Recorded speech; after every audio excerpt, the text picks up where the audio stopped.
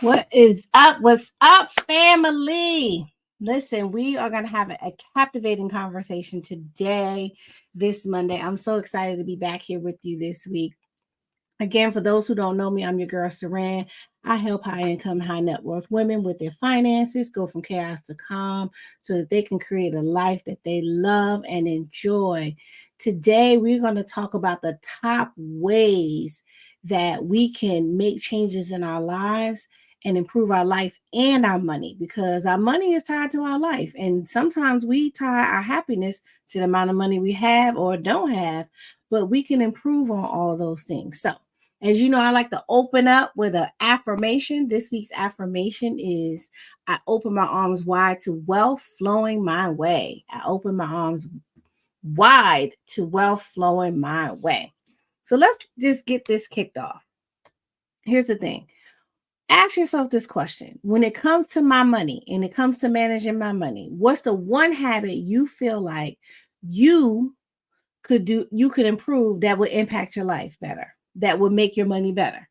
Um, just one thing that you did with your money that would just change. What is one thing that you know would change a habit? Because we all have money habits, whether we acknowledge them or not, right? What if you change that? And what would that look like for your life down the line? Right? What would is it? Someone says, stop shopping. Oh, that's Kimmy. Kimmy, stop shopping. Okay. What else? What's one thing that you feel like is holding you back? And it could be anything, right? You know, earlier today, I had a session with one of my business coaches, and he asked, he said, what's the one thing that's holding you back in your mind mentally? And this could be with our finances too, that's keeping you from the next thing because you're worried about ABC. So, what if, you know, you're worried about a big debt that you made that, you know, if that debt went away, things would change for you. For some people it was student loans, right? But a lot of people got loan forgiveness. Now what? Now that it's gone because it's something you worried about and obsessed about for so long, you don't even know which way to go because how did it just disappear? What if it does go away? What would you do if that financial problem didn't exist? How would that change the way that you work with your money? That's the thing that we have to answer. And that's the thing that I work with women to answer that question for them. Because if you don't answer that question, then you can stay stuck in that place because you're so focused on the thing that you can't get done that you're not getting done the things you can get done.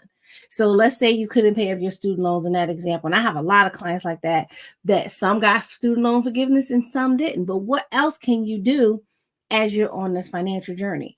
And those are the types of things that we have to look at improving so that we can improve our money. So here's the thing. I know we're going to talk about some different things. I'm going to talk about some things you probably heard before, but I'm going to talk about some things you probably haven't heard before. One of them is making financial decisions based on how we feel. Making financial decisions emotionally. How many know your emotions probably change about 3,000 times throughout the day? Somebody sends you an email. You don't like that person. You don't feel like being bothered. You're in a bad mood for next 10 minutes or whatever it is. You get a text message. Something upsets you. Somebody cuts you off in traffic. All these things happen. Some big opportunity comes and it's amazing. It's the greatest thing since, sliced bread. I don't know why that's the example of the colloquialism that we use. It's the greatest thing that's ever happened. And the next thing you know, you made this financial decision and you're like, oh man, now I'm in trouble, right? So we don't want to make decisions on emotions because our emotions can get us in trouble because they change like the waves in the ocean. They go in and they go out. They go in and they go out. And so we want to make our financial decisions based on some logic. Now I know that might be a little bit tough. You know, if you were with me live the last couple of weeks, I talked a lot about the financial personalities and how we make decisions. And one of the ways we do make decisions is with our heart.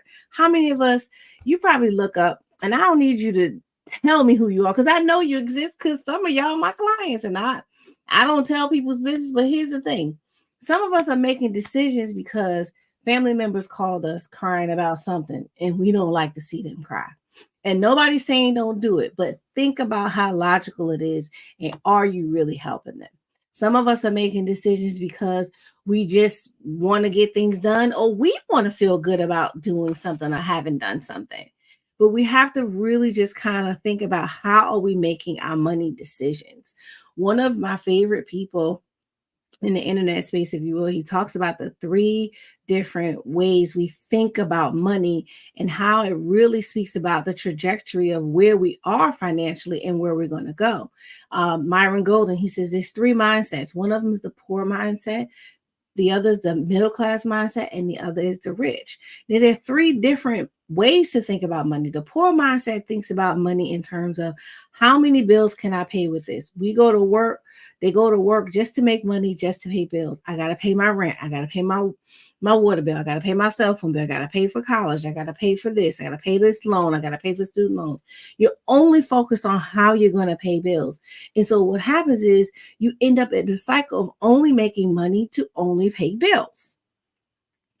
And that mentality will keep you stuck.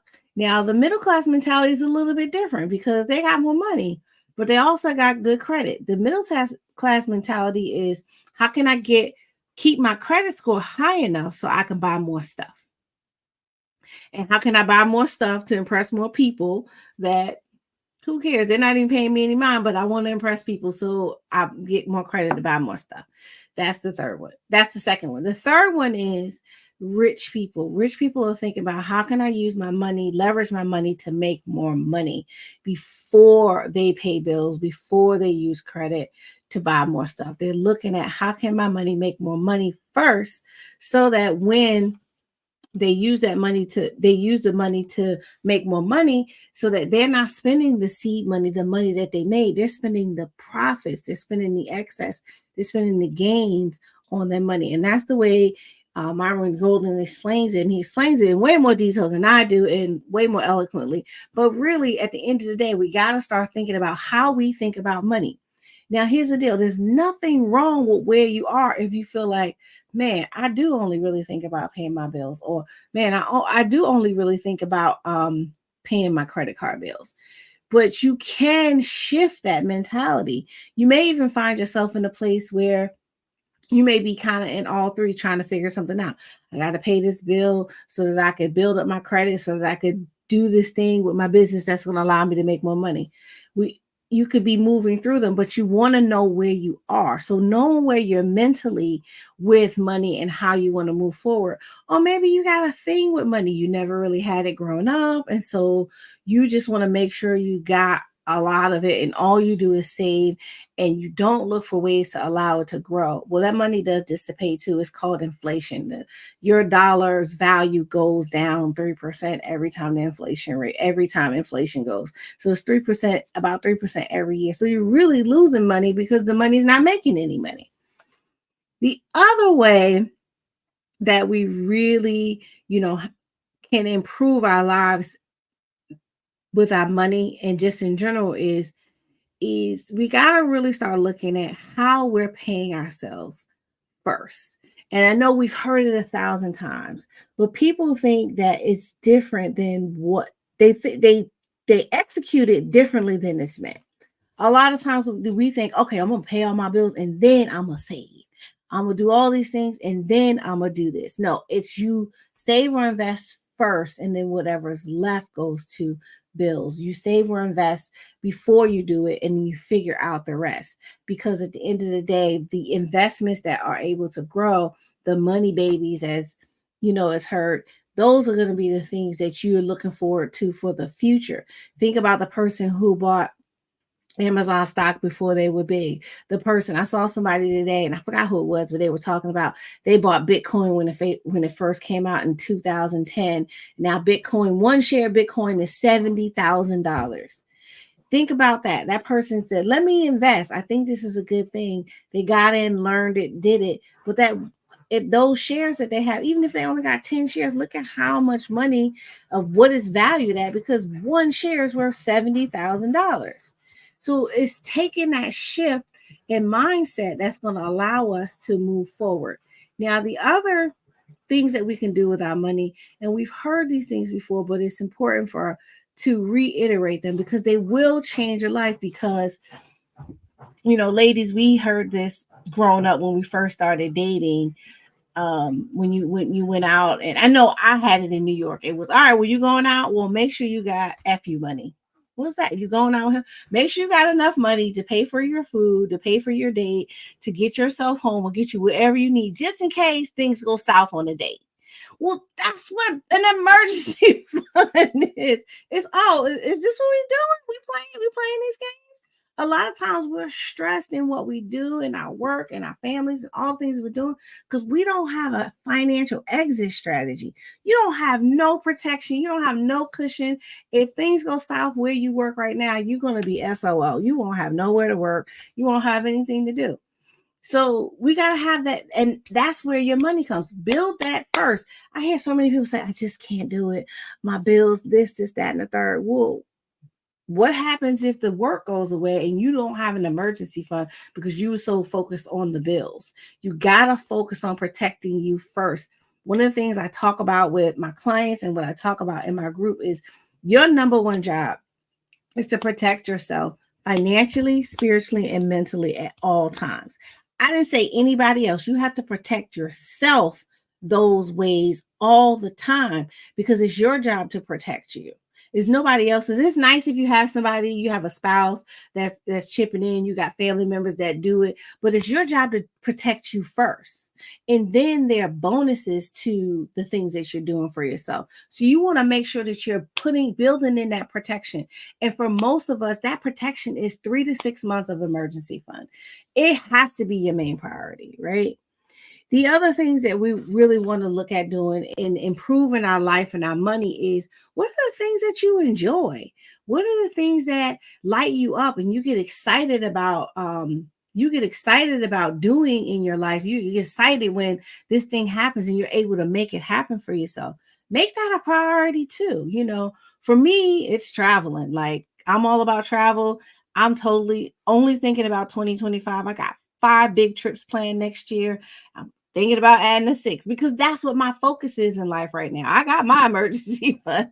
I got all my things in place. So I don't have to worry about that. So when someone says, hey, you want to go to Dubai? I'm like, let me check my calendar. Let me see if I'm available.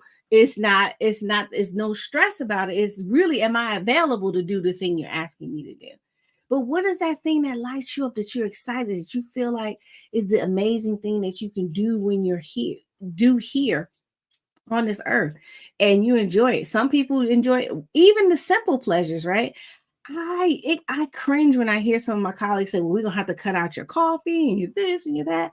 Well, as hard as it is for you to get up, commute, do all the things you have to do, you can't go taking people's one little simple pleasure or thing that they feel like is their simple pleasure to move forward. We got to start tackling those bigger things, reducing the amount of interest you're paying on your debt, trying to find ways to reduce the amount of taxes that you're paying so that you can refunnel that money into your lifestyle, because we don't realize that there are big leaky buckets there, right? Now, the other thing is, for women, we got to make sure we're planning for retirement, married, single, divorced, in a situation, in a controversy, whatever it is, you have to plan for your retirement, because guess what? We outlive men. I think the number is 8-1 or 8-2. I forget what the number is, but we outlive them. Even if we are married and we have a spouse, we are outliving our spouses. So we have to take the time to build up those retirement funds. My 20 somethings, my 30 somethings, listen to your aunties that are 40 and 50 and 60. Build it now. Make the sacrifice now to put it in place, because when you get 60, 50, 60, 70, you don't want to be trying to figure out, well, where's my retirement money, because they're saying they don't even know if Social Security is around, even though you put your money into it. And I was just looking today, the maximum amount of Social Security that each person is going to be, that you can contribute up to, is like $10,000 based on making about $160,000 a year. Well, guess what? That's $10,000 that you don't get to invest yourself, and you're not even sure you're going to get it back. Right, Danny. I see Danny on Instagram. She said, "Don't take my coffee away." It's some things we just got to have that simple joy of what it is to bring us where we need to be. The other thing is we're not leveraging all the financial vehicles. I talk to people all the time, and I talk to women, business owners, and all kinds of folks. We're not leveraging the financial vehicles, mainly the life insurance vehicle. It was built for people to allow them to build wealth in a way that allows them to protect it, to allow it to grow in a secure way, and allow you to leverage it for whatever you want. I'm in a community now with people where we're teaching them and allowing them to showing them how to use their properly structured life insurance policy to leverage it for them to go into real estate investing. They're doing wholesaling. They're becoming the bank in real estate and doing rent to own properties. We have people that are using it as a part of their stock trading portfolio. We have people who are doing it, and that's the type of community that we're in and we're building, where people can use these things to leverage and grow, where make more money. Like I said, the three type of people, these are people who are trying to use their money, who are doing things to have their money make more money for them before they spend it. When you want to do something new, you find a way to make more money. You create a new stream of income to allow that to come to you so that it will help you to improve your life. And believe it or not, did you know that having enough money to take care of you and all the things that you need to take care of can improve your relationships with people? Because there's no stress between you and your friends or whatever, because nobody's borrowing or trying to figure out who's going to pay for brunch this time because we don't have it or this or that. And when you want to plan a trip, guess what? Everybody knows we plan a trip, we splitting it, and we're going to show up. It's better to have planned for it and put yourself in a place where you can grow. And so even with leveraging the most underutilized financial tool in the financial industry, that's going to change your life as well. Now, and I'm here to help you do that too. So please feel free to reach out. You want to set clear financial goals. Again, I'm here to help. People always talk about setting SMART goals. It's an exercise that I did about 2 weeks ago, and I shared this with a group of college students last Thursday. It's a visioning exercise, and I'll share it with you. It's what does your look like? What does a day in your life look like 1 year from now, or 3 years from now, or 5 years from now? What does a day look like from the moment you wake up to the moment you go back to bed? What does your day consist of? Who will you see when you wake up? What will you do when you get up? Will you go work out? Will you go to work? Will you be going to your own business? Will you be traveling? Will you be spending time with family? What will you be doing? Okay, what is it like at work? What is the vision that you want to put together? Because I think for those of you and those of us who are more dreamers and more like in the clouds, if you will, it's like the structure of doing SMART goals is so educational, and there's nothing wrong with it. It's amazing, right? But see yourself doing the thing. And I'll share mine. One of the things I said is I'll wake up, me and my spouse, he and I will go work out. We're gonna eat breakfast together. Our personal chef's gonna make it because I'm not gonna cook it because I'm tired from coming from the gym. Hello, right? Then we're gonna get dressed. We're gonna both go off to our respective businesses that we own. And in my workplace of work, I'm gonna be working with innovative, amazing people who love to work together, who love to be pushed forward. We have a holistic garden there where we can go into the garden and eat the fruit off the tree in the office because we built an environment where we can get the natural things that we need. And it's fresh air in the room because the plants are cleaning the air. We have a beautiful break room with everything we need. We don't have to go out, but we're challenging each other in a loving way, not in a we're challenging each other to be our best selves each day in a way that helps us each grow and become who we want to be. We're making sure that we have our financial goals, but we're also that day we're planning international trips together because we've done so amazing for our clients, for our community, and for our families. We're going to treat ourselves to go somewhere. So what does your vision look like? Now, it took me a couple of days to come up with that vision. I'm still working on it, but it's something that where do you see yourself? Because we never take the time. We're commuting, we're getting the kids to school, we're getting them from school, we're getting them to track, we're getting them to baseball, we're getting them to soccer, we're going to cheer. Lord, don't be a cheer mom, because do you even have time to turn around and go to the bathroom by yourself? But you're moving.